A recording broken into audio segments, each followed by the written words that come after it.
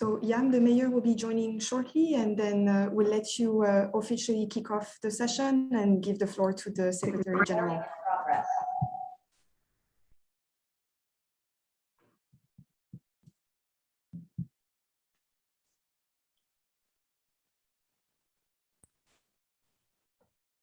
Welcome, Mayor Rio.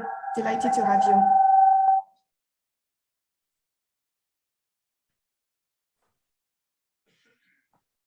Mayor, can you hear us well?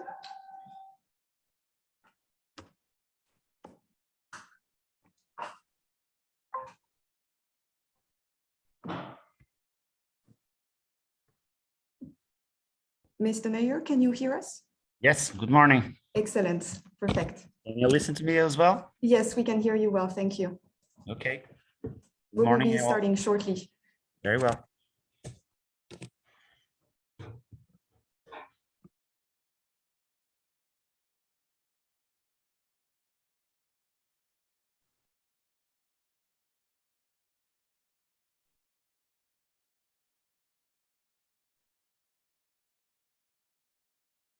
Bienvenue à cette réunion virtuelle OCDE. Merci de bien vouloir utiliser un casque USB filaire doté d'un micro. Le Bluetooth est déconseillé car cela peut nuire à la qualité de votre son. Lorsque vous n'intervenez pas, merci de bien vouloir désactiver votre micro en appuyant sur le bouton Mute situé en bas à gauche de l'application Zoom. Si votre micro n'est pas désactivé, cela risque de créer un écho ou du larsen pour les autres participants. Pour les réunions avec interprétation, si vous écoutez un canal d'interprétation et que vous souhaitez prendre la parole, merci de bien vouloir sélectionner Off dans la fonction interprétation de Zoom avant de vous exprimer. Une fois que votre intervention est terminée, vous pourrez à nouveau sélectionner le canal d'interprétation. Si vous avez un texte pour votre discours, merci de bien vouloir l'envoyer à l'adresse suivante: document.interprète@oecd.org. Si vous rencontrez des difficultés techniques, vous pouvez utiliser la fonction chat de Zoom afin de contacter le host ou co-host de la réunion ou bien envoyer un mail à l'adresse suivante: conférence.support@oecd.org. Merci de votre attention et de votre coopération. Welcome to this OECD virtual meeting. Make sure you use a tethered USB headset with a microphone. Please avoid using Bluetooth devices as they may impair your sound quality. Unless you are taking the floor to intervene, please make sure you press the mute button, which is located in the lower left corner of the Zoom application. Failing to do so may cause echo or feedback for other participants. For meetings where there is interpretation, if you are listening to an interpretation channel and you wish to take the floor, it is essential to select Off on the Zoom interpreting function before doing so. Once you are finished, you can switch back to the interpretation channel.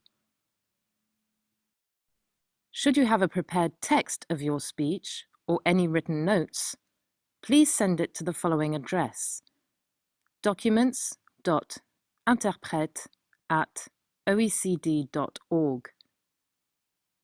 Should you encounter technical difficulties, you may use the Zoom chat function to contact the meeting host or co-host, or send an email to the following address: conference.support@oecd.org.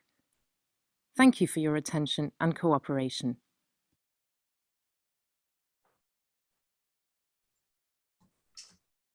Hello, everyone, and good morning or good evening. It depends. My name is Yamatir, and I'm delighted and really excited to welcome you all to the opening session of the first ever OECD Youth Week. As I said, my name is Yamatir. I'm from Israel, and I'm a youth policy promoter and work mainly with government and decision makers on how they can forecast and implement better policies for youth and future generations. I'm also here today as a member of the OECD Youthwise initiative, a new and a very ambitious group of young people under the age of 30 who act as an advisory board to the OECD, aiming to bring young people insights and ideas to the OECD work. It is true that young people have been always leading and setting the pace for radical change, but the corona crisis has changed the rules and exposed young people, especially those who are coming from advantaged backgrounds, to severe short and long effects. With little financial backup, together with consequences of this social isolation, young people's mental health and resilience were greatly affected, what eventually raised their distrust in governments and in democracy in general. All of these are at the heart of the OECD work on youth and will be at this OECD Youth Week in particular. Over the next 5 days, policymakers, practitioners, and of course, young people will engage in a series of events covering key issues, including employment, school to work transition, the role of local government and the private sector, and of course, trust in democracy and participation. Before we go any further, some quick housekeeping, just to remind you all that this session has translation in English and in French, which is available in your Zoom button down the screen. Just a quick reminder to our speakers that to turn the button off when you speak. And if you have any technical difficulties, please do not hesitate to contact us through the chat to support. Dear audience, we encourage you to use the Q&A function to share your thoughts, your ideas, and your questions to our speakers. And also, we would like to see you on social media using the hashtag OECD Youth. And now, without any further add-ons, I'm delighted and really honored to introduce the Secretary General of the OECD, Mr. Matthias Cormann, for his opening remarks. Secretary General, the floor is yours. Merci beaucoup, Yam, chers collègues. Je suis heureux d'être parmi vous aujourd'hui pour donner le coup d'envoi de la semaine de la jeunesse de l'OCDE 2021. Cette semaine d'événements passionnants sera l'occasion d'examiner les défis et les opportunités auxquelles les jeunes sont confrontés aujourd'hui. Nous accorderons la parole à un large éventail de parties prenantes, y compris surtout les jeunes, sur la manière d'améliorer leurs chances sur le marché du travail, dans la vie publique et dans la société. These conversations come at a critical time. The current crisis hit young people particularly hard. On average, across 30 countries, children were out of school for more than 50 days between January 2020 and May 2021, and upper secondary schools were closed on average for 101 days. Even though many countries have sought to continue learning during school closings, there have been significant learning losses, particularly for students from disadvantaged backgrounds and in secondary schools. The COVID-19 crisis has also had a severe impact on labor markets, hitting the expectations and the opportunities for young people. In April 2020, 13 million young people aged 15 to 24 were out of work in OECD countries, and 9.5 million were still unemployed by July 2021. At the peak of this crisis, the reduction in hours worked by young people was nearly twice as much as that of prime-aged and older workers. Young entrepreneurs have also been under huge pressure in OECD countries and beyond, adding to the existing challenges that they already face. Some data indicates that 86% of youth entrepreneurs in the Asia Pacific, for example, reported that COVID-19 had a significant negative impact on their business, perhaps not unsurprising.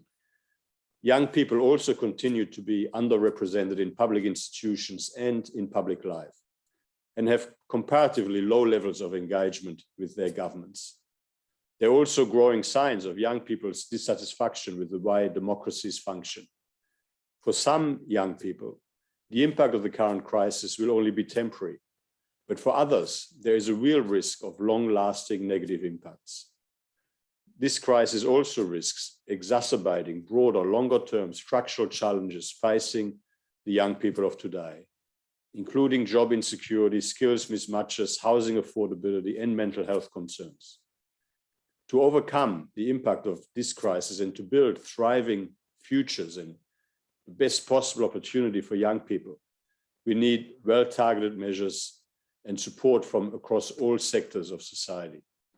This includes active labor market policies to more quickly connect young job seekers to available jobs and to focus training support on young people most at risk of long-term unemployment, as was highlighted in our most recent employment outlook.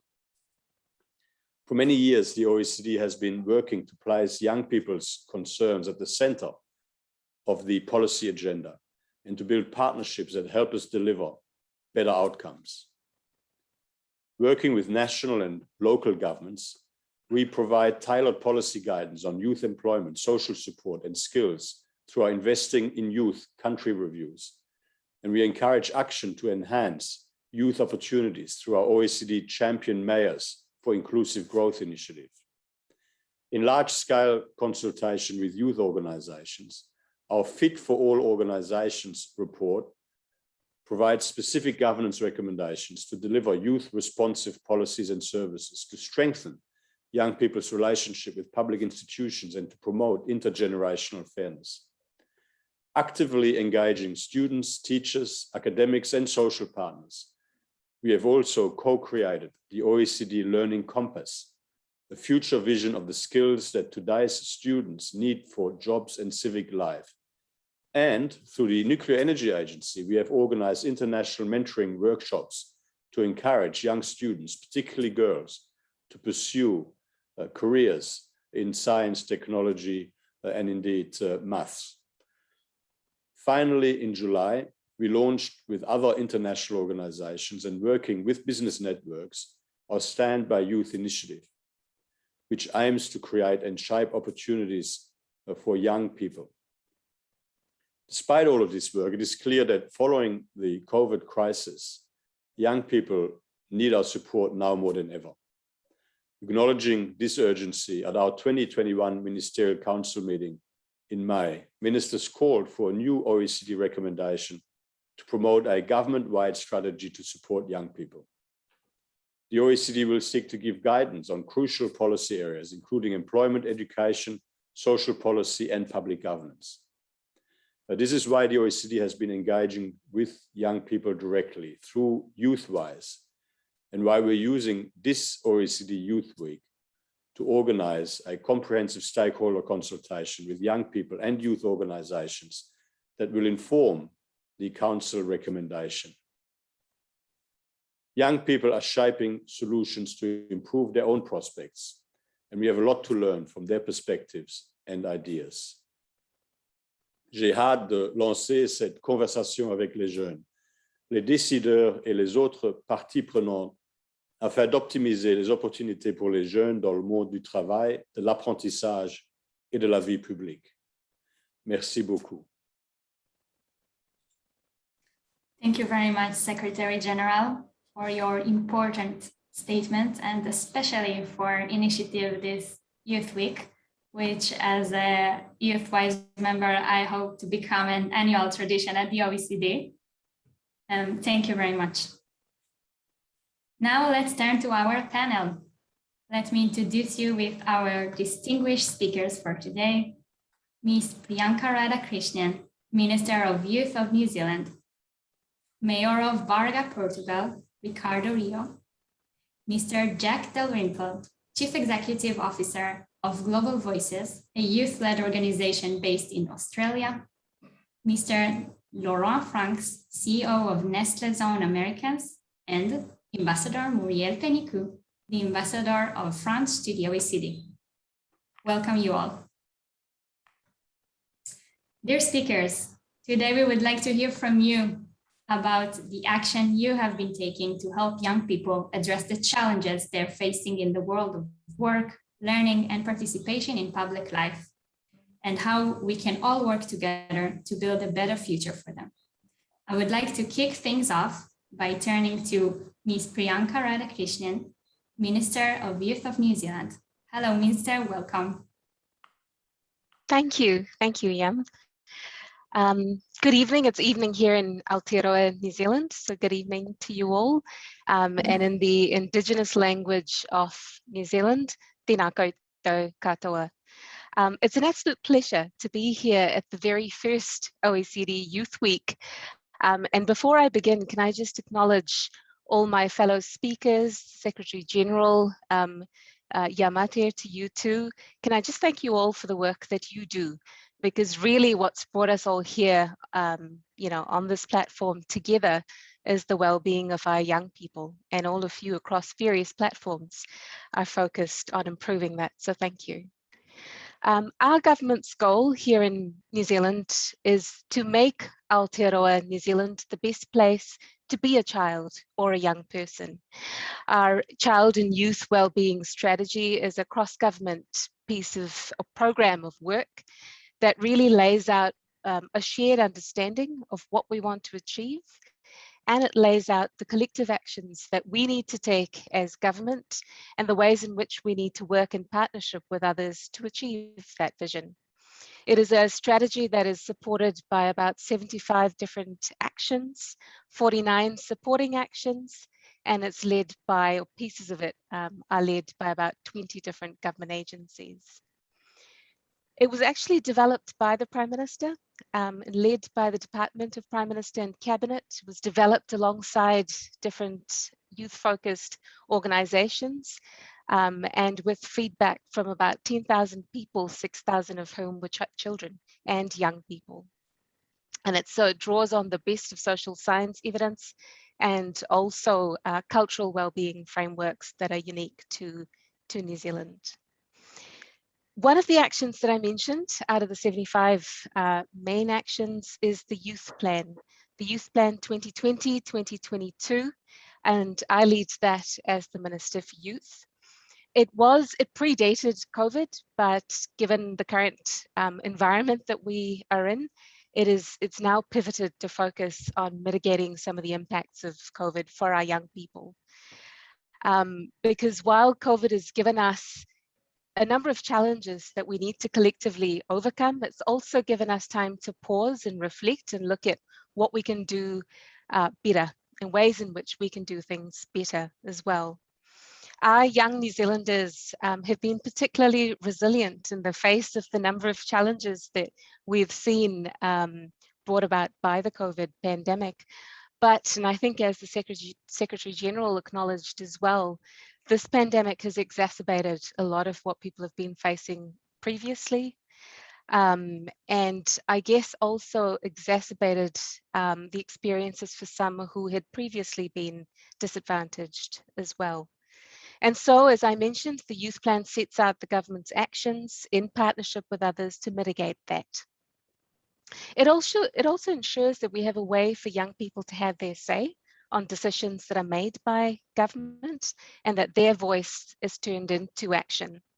So the plan focuses on our youth, and we define youth as people between 12 and 24 here in New Zealand. That's about 17% of our population here. It has a particular focus on those who have been marginalised or been disadvantaged, as I said previously. And for us, that's our Indigenous youth, our Māori youth, Pacific young people, rainbow youth, and disabled youth as well. It is a plan that will be reviewed next year, 2022. We kept the period of the plan short specifically because this is an ever-changing context that we're in currently. The plan has already established a number of measures that support young people through COVID. And earlier this year, I hosted a youth engagement Zoom hui. Hui is the te reo Māori word for a meeting, where we had about 130 different young people, youth organisations come on to that session and speak to me directly about some of the challenges that they're facing as well. That was particularly focused on the Auckland region because it was Auckland that was then in lockdown earlier. I think it was in March this year. So some of the themes that were raised by young people won't surprise anyone. It was concerns around health, particularly mental health, relationships, education and staying in education at a time that's particularly tough, social support services that are available to them, youth employment, specific challenges for disabled young people as well, and issues around youth homelessness. We've already started addressing a number of these concerns currently through the youth plan. We've increased the mental health and wellbeing support services that are available to young people and increased funding to them as well. We know that health lines, for example, are particularly subscribed to by young people when we go into high alert levels or the more severe lockdowns here in New Zealand. We've started a social marketing campaign for young people around safe relationships. We also have a campaign here that we emphasized during lockdowns where people are encouraged to leave their bubbles if they're in situations that are unsafe, and the support services that are then available to them in that specific setting. We've expanded also the existing employment services that we have to support young people, and particular support services either to support youth to stay in school or to support those who have already disengaged from the education system to get back into it. And I'll touch on a particular initiative a little bit further down the track.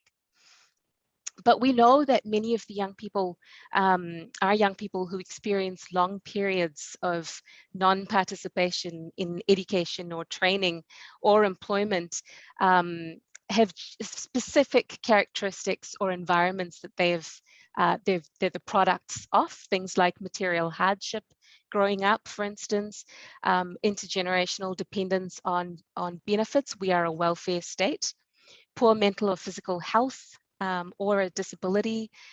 They've disengaged from school, limited opportunities for work experiences. Some have caring responsibilities for younger members of their families as well. And as unemployment increases as a result of COVID, for example, many young people have spoken to me about the additional stress or pressures they feel in terms of looking after economically their families when their parents lose their jobs as well. So we know there are a certain number of things that exacerbate issues for youth that we need to address very quickly. We've got specific programs and initiatives that are focused on youth employability in a more holistic manner. So certain programs that are aimed at getting young people back into sustainable, meaningful employment through perhaps, for example, apprenticeships or industry training partnerships. And then there are programs that are specifically focused on those who are at a risk of long-term dependency on a benefit, or don't have some of the skills. For example, driver licensing, we know that young people who have their driver's license are much more likely to be able to find sustainable work, given the environment, rural environments, for example, as well. So discipline around work, programs that support young people to stay in touch with their cultural identity. So quite a holistic way of looking at getting young people back into work or education and training.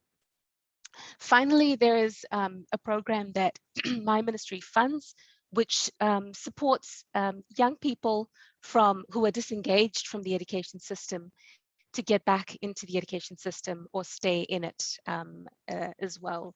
So one of the final points I'll make is that it's really important from my point of view to ensure that we speak directly to our youth, find out what the challenges are that they're facing, and then look at how we as a government work in partnership with youth organizations to work through solutions for youth.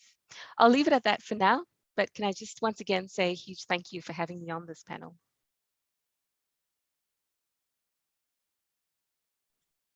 Thank you very much, Minister. Sounds like great things are happening here in New Zealand, and I'm sure we'll keep following these innovating plans. So thank you. I would like now to turn to Mayor Ricardo Rio. Local governments have been on the front line of response to the COVID-19 crisis, and many mayors have placed the concerns of young people at the heart of the recovery agenda. This was exemplified with the adoption of the Pledge of Youth for the inclusive post-COVID recovery in the OECD Mayor Coalition, which you are a member. So Mayor, I would like you to please tell us a bit on how do you see the role of local government leaders in protecting and in empowering young people to get through the crisis? And could you also elaborate a bit more about your initiatives in Barga to improve the future of young people? Mayor, you have 5 minutes. Good morning, Yam. Good morning to all panelists. A special greeting to the Secretary General of OECD, and thank you for the invitation. Happiness to see OECD establishing this link and direct link with the youth policies that we are developing worldwide at all the governance levels, and more specifically at the local level. And just work, Braga is Portugal's third most important city. We are the youngest cities in Europe. We were European Capital of Youth in 2012, Ibero-American Capital of Youth in 2016. We have 40% of our population, which is that are below 30 years old. And we have a university at the city that grabs around 20,000 students every single year. So when we have all this energy, all this potential, and I think that we have to focus in this resource as a motor for the development of the city for the future. And for instance, if we look at what happened throughout the pandemic crisis of the COVID crisis, I think that all the work that we had done before, bringing youngsters and youth associations to the participation at the city level was very, very important to strengthen the cooperation links that we had throughout the pandemic, and to engage all the youngsters in dealing with this situation. Municipality played its role. We had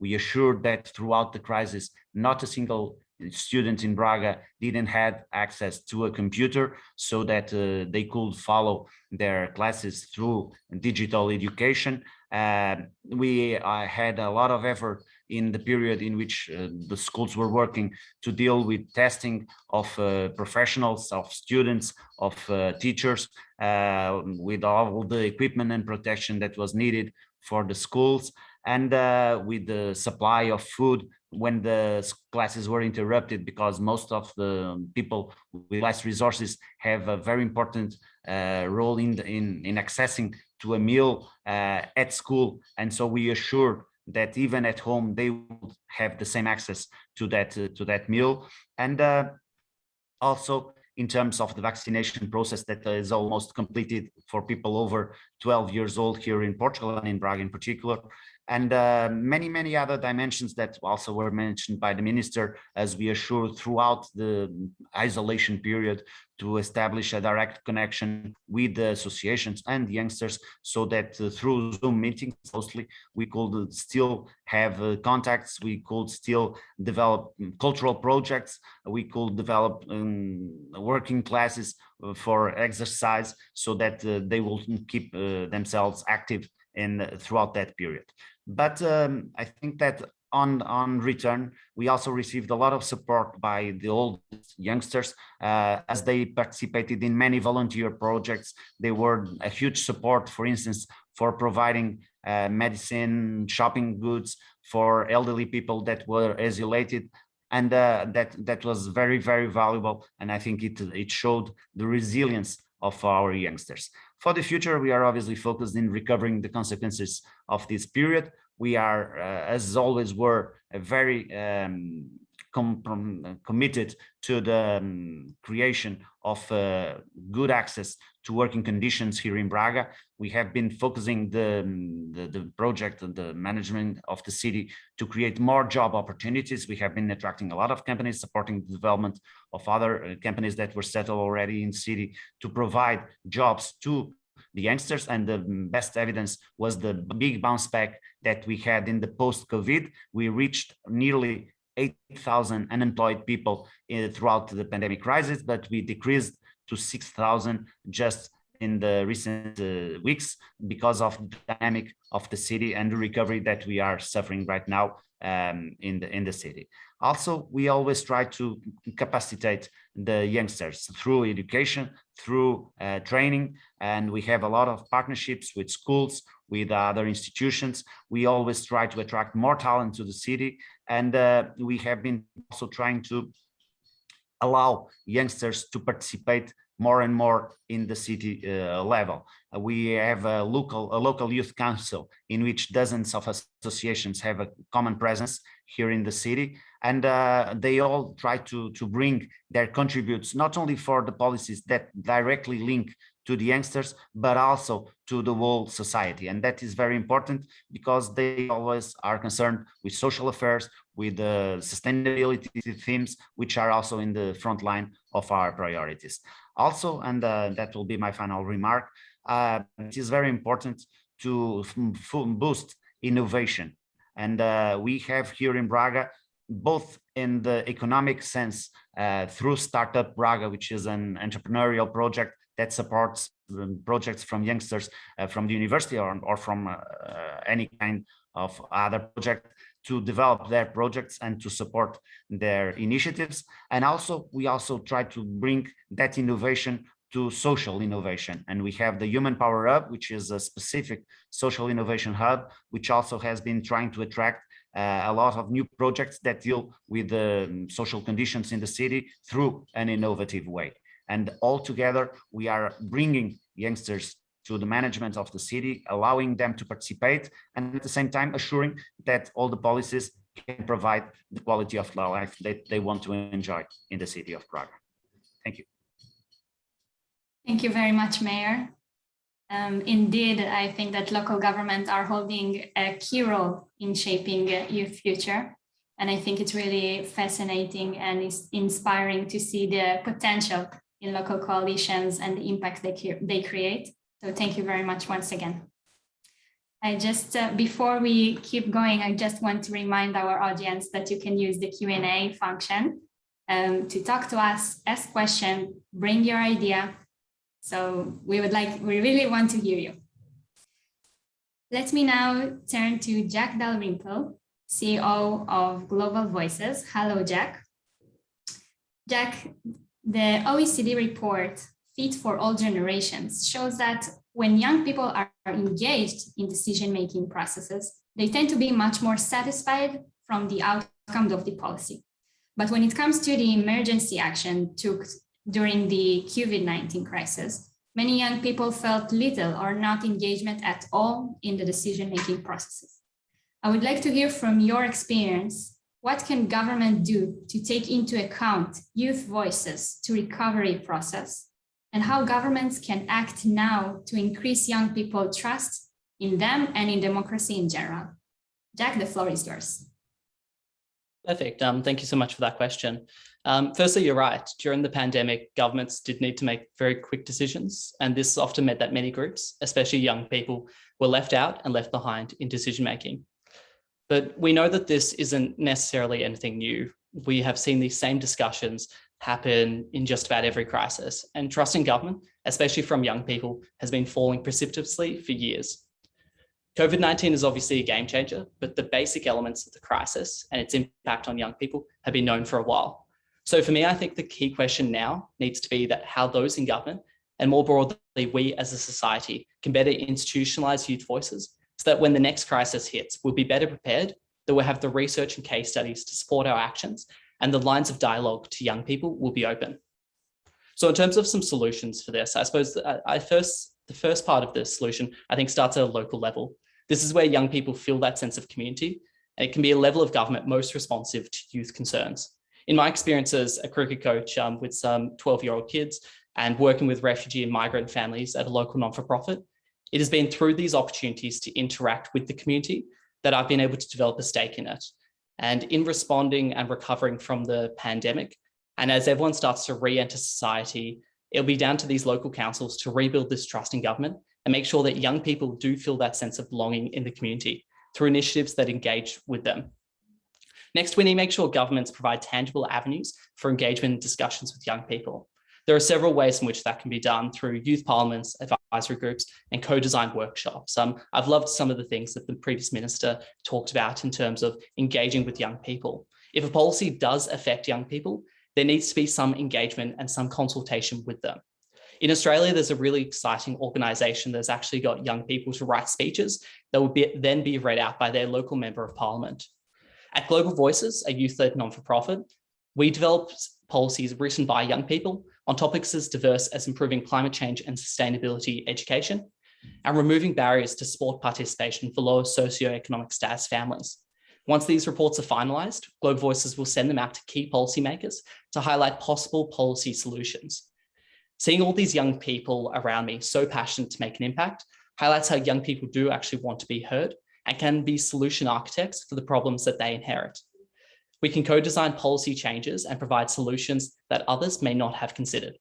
All it takes is for government to take the steps and build the structures to listen.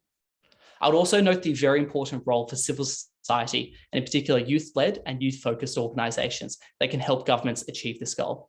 For any successful youth engagement in the recovery efforts of COVID-19, we will need to leverage these organisations. And if this can be achieved, we know that this will pay dividends into the future.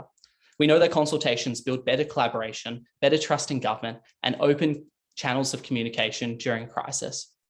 Already that increased trust in government that we saw at the very start of the pandemic has begun to unwind, as the latest OECD research shows around 38% of youth organisations have experienced a decrease in trust in their government since the start of the pandemic.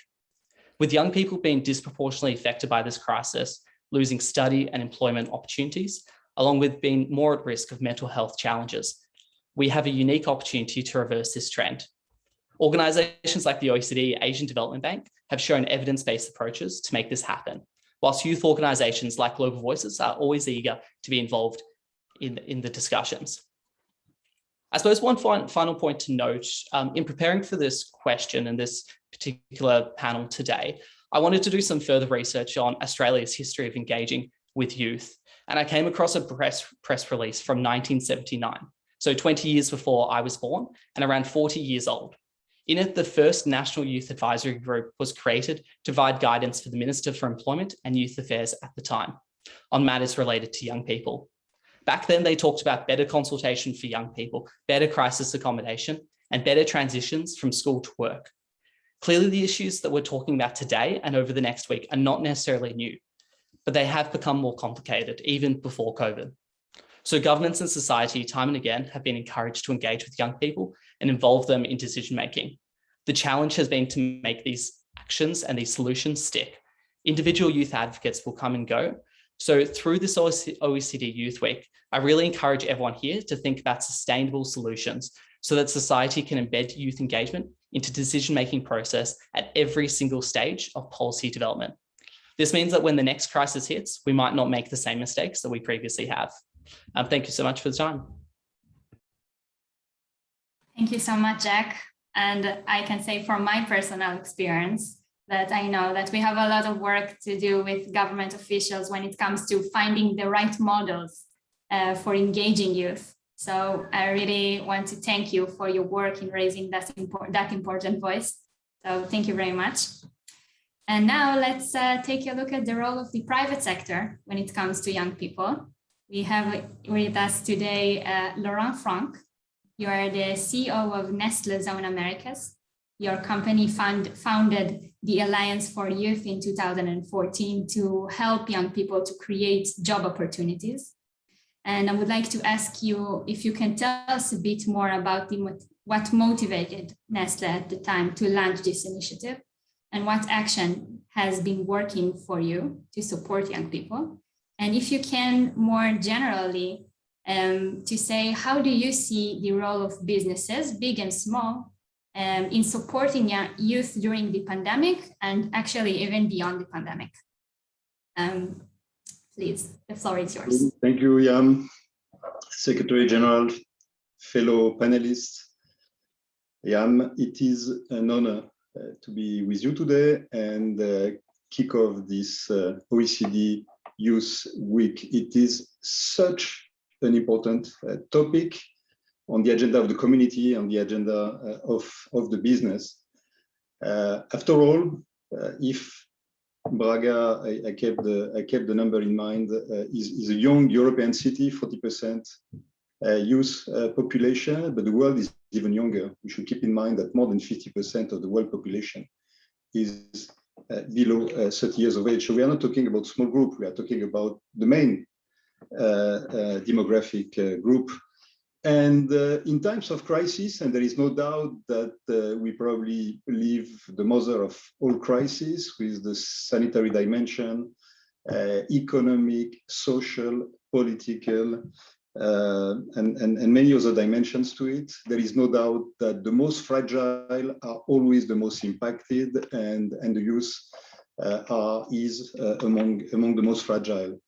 And I'm thinking of employment, of course, because this is an element of integration. A youth, a youngster with a job is integrated to the community, is included in the community economically, and of course can contribute to the community. A youngster without a job, without education is always, of course, at the margin, and I'm not sure, and I don't think actually we can afford to have the youth at the margin of the community. And why employment also, I explain why employment is critical, but what is the dimension of the issue? Well, because before the crisis, when you think of youth unemployment, it was triple the level of the adult population. So the problem was already very acute. And what has happened with the pandemic is that many businesses went bankrupt. So many youth lost their jobs. Some lost also their education, especially those who were working to be able to study. And most of them, and probably all of them, are finding it difficult to connect with the world of work and to find a job opportunity. So that's the reality. So what can the business do?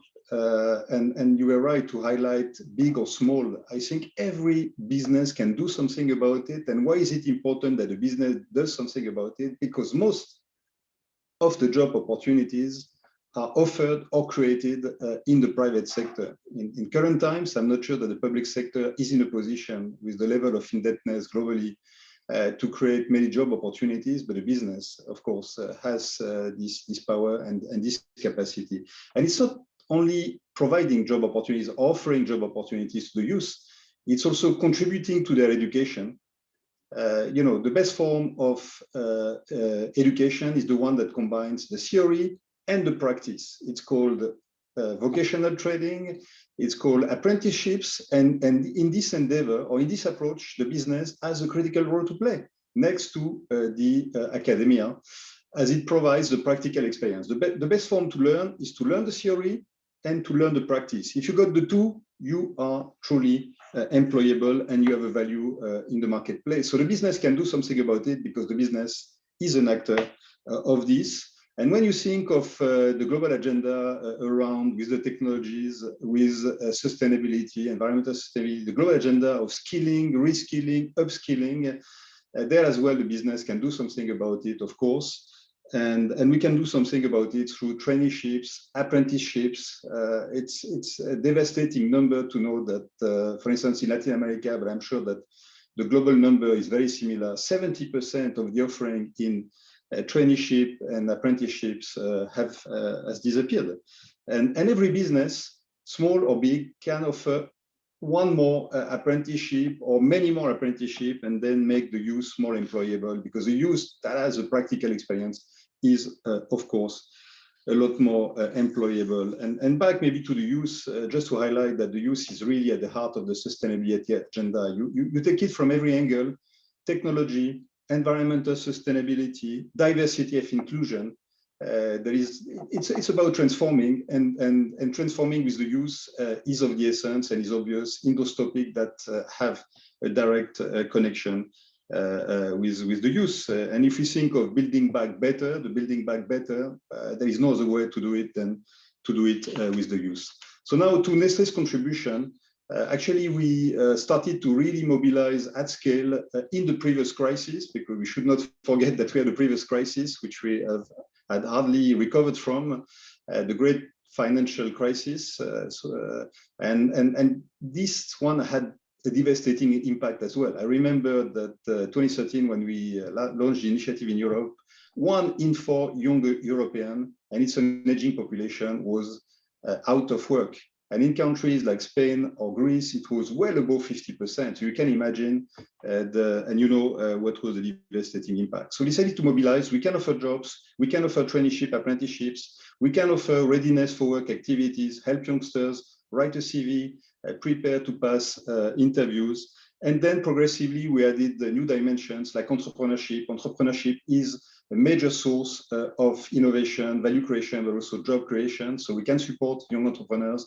And then we added also the agripreneurship, because we need the youngsters to get interested in the farming area. It's a source of massive opportunities, and it's important also for food security. So we are engaged on all those fronts. And then as a new layer also, because quickly we thought we are global, we can truly have a global impact. And our program is developing in every country in the world: Australia, New Zealand, Portugal, Israel. Everywhere you would find Nestlé active on the ground, offering practical solutions. But we saw that very quickly, actually back in 2013 already, that if we would partner with like-minded companies, we could create a snowball effect. We could have a much bigger impact on a topic very important, but which was not making so much of the headlines. And actually the narrative of the business about labor, about employment, was more explaining that they were restructuring than investing in the future of the workforce. So we felt we need to mobilize, we need to find partners that think alike. And fortunately, we have done it. We have 24 global partners from across continents. Locally, we have more than 200, 300 local partnerships with companies that are ready to make an impact together. So my call for those who want to join business, please do. We need you. Working together, we can make an impact. If you can just offer one additional traineeship, you qualify, and you are most then welcome. So to conclude, we stand by youth. Clearly, we are with the OECD. We are with all organizations that think that it's important to have the youth high on the agenda. Count on us. Our commitment is not only for this week, it's for every week of every year of the next decade and beyond. We have commitments to 2030 aligned with the Sustainable Development Goals, and our commitment will go way beyond that. So we stand by youth. Many thanks for the invitation, and happy to contribute. Thank you very much, Laurent. And thank you very much for your important statements today. And last, but certainly not least, Ambassador Penikou. Welcome, Ambassador. Merci beaucoup. Bonjour à toutes et à tous. Thank you. Yeah, I will just ask you a question, and I just wanted to say thank you before. So, as the ambassador of France to the OECD, you have been leading many young people policies at the OECD, and also has been very engaged with our work at the YouthWise board. So first of all, we would like to say at a personal level, thank you very much for that. And I cannot forget your warm welcome during the first meeting of the YouthWise meeting, and that you called us to be ambitious. So my question to you is, after hearing our discussion here today, and when looking at the challenges facing young people at the future, what do you think should be the steps the OECD and its member countries need to take to bring work forward after this great Youth Week? Now the floor is yours, Ambassador. We would love to hear your thoughts. Merci. Je pense que Thank you. nous avons collectivement 3 défis. I think 3 challenges are before us. De répondre à l'urgence pour éviter We qu'une have partie 3 de la challenges. First of all, we've got to deal with the emergency situation, try to make sure that the young are not sacrificed. And also, we have to build a new future. The second challenge I'll come back to the first point that I've just made, but the second challenge, how can you mobilize governments, local governments, local authorities, civil society and young people together, and how we can be successful by bringing all these various stakeholders. And the third challenge, and it's within OECD and within the OECD ecosystems, how can we move forward? How can we make sure that young people can actually take part in the setting up of new solutions and taking part in the decision-making process? As regards to the first challenge, everybody's reminded us about this. So this is not the end. We're not at the end of the pandemic, even though there is light at the end of the tunnel. Young people, in particular, were sacrificed. Universities closed down. Schools closed down. It's very difficult to actually set up virtual training sessions, especially for people who are not equipped with the right computers, that are in very small rooms. So a lot of young people found it very difficult to study, to actually work, and the small jobs, the odd jobs, that would get disappeared. So a lot of people found it very difficult to study, to actually work. In a certain number of countries, and even in OECD countries, they found it difficult to get accommodation, to actually get the food, and also they were isolated. At the time, when social life is of paramount importance, that has led to psychological distress, for young people, and extremely young people as well. Now, this situation means that we have to mobilize all the various stakeholders in order to make sure that we at the end of the pandemic, youth remains a priority for us all. But even within OECD, for some of the young people, it was very difficult to live even before the pandemic. That is to say, young people, are more likely to be unemployed, compared to other people, more senior people or prime age people. And there are a lot of NEET. There's a NEET phenomenon, not in employment, in education or training, and a lot of young people have not got the opportunity of finding a job on the labor market, and this is 1.5% of GDP, which is lost. So it's a human challenge, but it's also an economic challenge. The fact that we witness this crisis means that we have to be very careful when universities are reopening. There are a certain number of action programs that are being implemented, but we have to think about the long term. That is to say, there is a structural aspect, and we have to work on this structural issue. There is also the risk of young people leaving the world of education, and this is a major risk, which means that once again we've got to mobilize all the various stakeholders, as I said before. So thank you very much to the Minister for Youth in New Zealand. Thank you to the Mayor of Braga. I think that we need the participation of all. In France, we also launched a certain number of initiatives in 2018. I was Minister for Labor at the time. We focused on apprenticeship, and we try to make sure that young people, that were experiencing difficulty, could actually find a job. And during the crisis, the French government has beefed up this particular program, which means that we increased by 40% the number of apprentices in France, and it's very much in line, what has been said, by the CEO, the representative of Nestle. So we have to focus on mentoring. We have to focus on apprenticeship during crisis. We have to. The worst thing, would be to wait and see. That then there would be a lost generation. But if we actually beef up and reinforce a certain number of things, where young people will find themselves in a better situation. Another thing, which is particularly important, which goes far beyond COVID.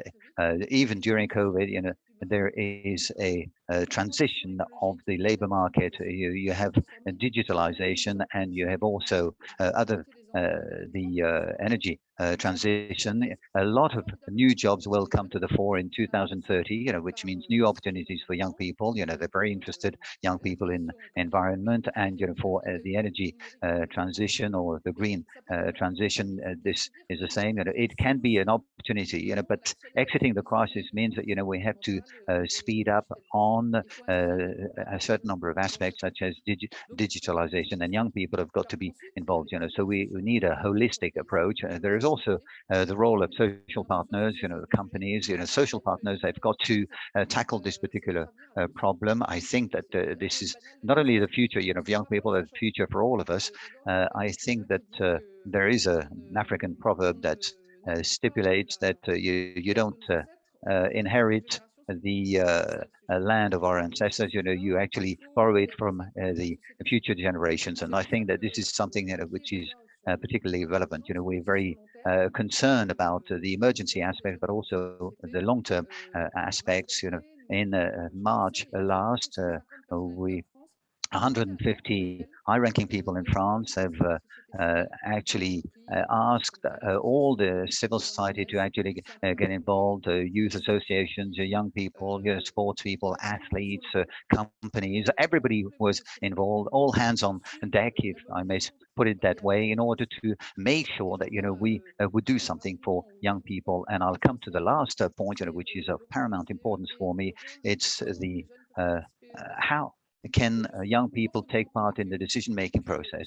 I think that it would not make any sense, and we would actually fail if we did not associate young people to finding solutions and to the decision-making process. This is absolutely essential. That is, we can't do or implement policies for young people if young people are not involved, and young people, very diverse, depending on where they come from, their socioeconomic background, and other things as well. So in the various stimulus packages, there's a lot, which is dedicated to education. So a lot of the stimulus packages focus on young people, but also on digitalization, which means that young people can actually take part. And I think that during the last ministerial meeting, the MCM, as we call it at OECD, well, during the last MCM, we actually thought that it was a good idea to launch the action plan,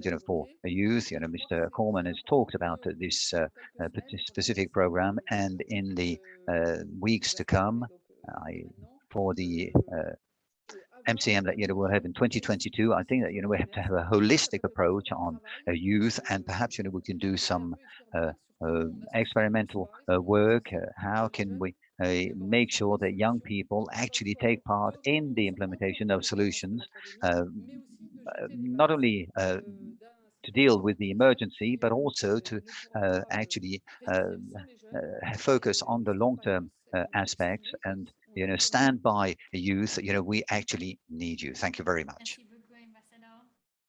And thank you once Thank you very much. For your engagement and work for youth. And thank you all, our speakers, for insightful and interventions and very eye-opening perspective that you presented here today. I would like now to turn to our audience. Many have shared their comments and raised questions using the Q&A function. And now I will pick one question. And this question is referring to you, Jack, at first, but then each one of you can react.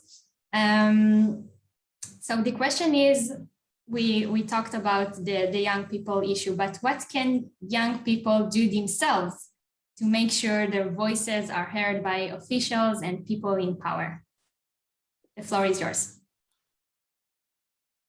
Awesome. Obviously a very hard question to answer. I think because there are so many options in which we can engage in the issues that we're passionate about. So at Global Voices, the organization that I work at, the way we look at it is we want to be able to develop policies and kind of force it onto the people in power who can make those kind of decisions. So send them emails, let them know that these options are available out there. As young people, we're, I think by nature, supposed to test the established structures and try and put out new solutions that maybe others may not have considered previously. So our key goal there is try and put it out there. But I've got a range of friends who have taken this and taken the idea that they want to have their voices heard and applied that across a range of different ways. So some of my friends protesting in some of the climate strikes that we've seen in the past few years, others actually working within government, trying to make that change there.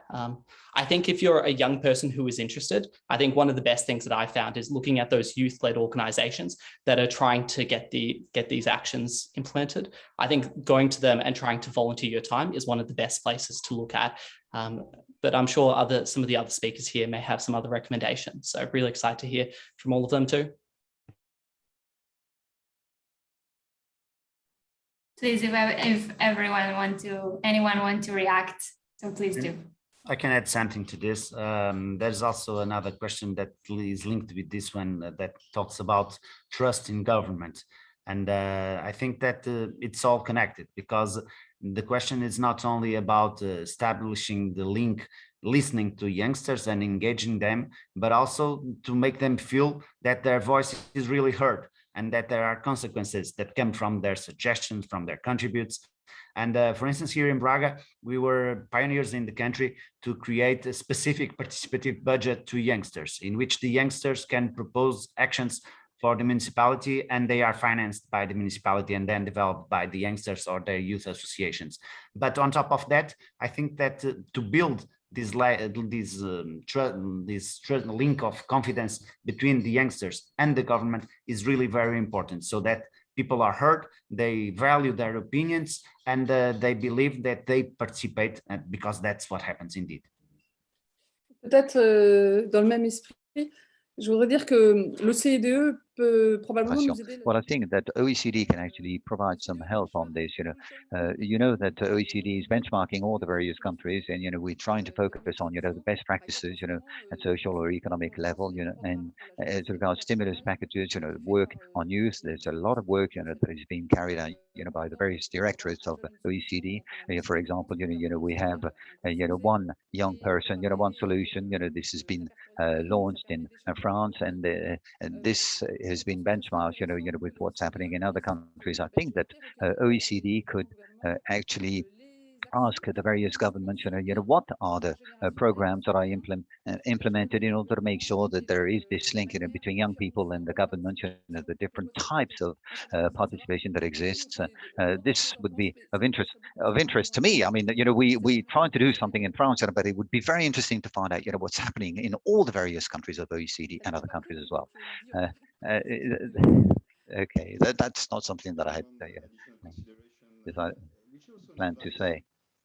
Well, sharing opinions is important, and there are many ways and many channels today. But I think the best advice we can give to the youth is to get engaged in the community. And there are many ways to get engaged in the community, and there are many issues to be resolved. We talked about inclusion. And I think any kind of experience for the youth, not only they can contribute, but they can gather experience, learn leadership, learn teamwork, and so on and so forth. So I think good piece of advice is get engaged in the community and make an impact in the community, and you will get something out of it. I'd say that it's probably a two-way street. And I just want to go back to something that Jack said as well. I mean, I think he gave us a very fulsome response in terms of what young people can do to hold their decision makers to account, to put themselves out there, to get involved. And he also said previously that it's about ensuring that young people have a sense of belonging and a stake in the decisions that are made. And I think that's really important. And so the onus is then on decision makers to ensure that there is space made for meaningful and valuable engagement. And the final point that I'll make is that I hear from young people very often about closing the loop. And so that their consultation or the feedback, the input that they provide to decision makers actually goes somewhere, and that if it doesn't translate to action, why not? Thank you all very much. We're about to end this session, unfortunately. So first, I would like to once again say thank you to all of our speakers today. I would like to say thank you for your involvement and your work for young people around the world. And especially, I would like to thank you for your courage to act out of long-term thinking by acting for youth and a future generation. It's not obvious at all. We have great challenges facing us as young people. We heard all about it today. And we have seen today that there are many fields in which we can make an impact on. On a personal note, as a young woman, and especially, of course, as a Youthwise member, when I look at the different perspective presented here today, I feel quite optimistic, but I must emphasize that none of them alone is enough. The challenges facing my generation and future generations require joint action between sectors.